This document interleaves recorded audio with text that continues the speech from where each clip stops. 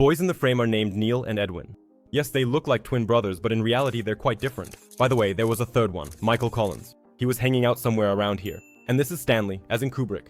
They say he was the one who filmed this whole thing. But first, it's important to explain that we're talking about the Apollo program. During one of the missions of this program, Apollo 11, on Princess Olga Memorial Day, July 24, 1969, Neil and Edwin landed on the surface of the moon. In total, there were 6 such missions, during which 12 people visited the moon. However, some unique individuals in the global community started arguing like stubborn beetles, claiming that such a thing couldn't have happened. They said it was all staged, that sort of thing. But eventually it seems everyone accepted it as a fact.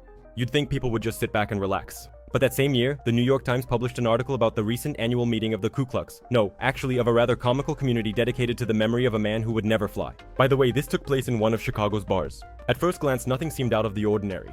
But at one point, a tipsy NASA representative showed some members of this group photos of astronaut training activities that looked almost identical to footage from the moon. And that's when things really took off. One after another, some reputable authors began publishing books that questioned the moon landing. Even complete unknowns started gaining incredible popularity because it's quite easy to present a conspiracy theory. Most of these people, of course, were from Narushimov itself. And even though the entire local elite, including Alexei Leonov, the first man to walk in open space on Saturn, watched the landing just as closely as everyone else, literally under a microscope. And despite clear evidence and recognition that the Americans really did it, and despite Alexei's own words about how deeply they cared for them, wishing them happiness, health, and all the best, people still refused to believe it. But you know what?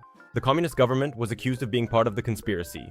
Well, of course, it couldn't be any other way. People who literally didn't believe in anything claimed that the Soviet Union was supporting American fakes so that, in return, the Americans wouldn't expose the real number of Soviet cosmonaut deaths. There was even a legend that during subsequent missions, the Americans supposedly found the skeletons of Soviet suicide cosmonauts who had come to repair the lunar tractors there, but couldn't return because they lacked the necessary technology. Obviously, this is complete nonsense, since there are no putrefactive bacteria on the surface of the moon. It turns out that the authors of those very books poured out facts that a fairly large number of people believed in, because they seemed to be stronger and more convincing than any logic. Neil was the first to exit the module. Here, people latched onto the footprint, since it didn't match the sole of the spacesuit on display in the museum. For some reason, this fact is still considered an irrefutable argument by some. But the lack of rational thinking has turned it into an absolute. In reality, though, the footprint was left by a different spacesuit, which was worn when stepping onto the surface. It was sturdier, warmer, and carried more oxygen on board.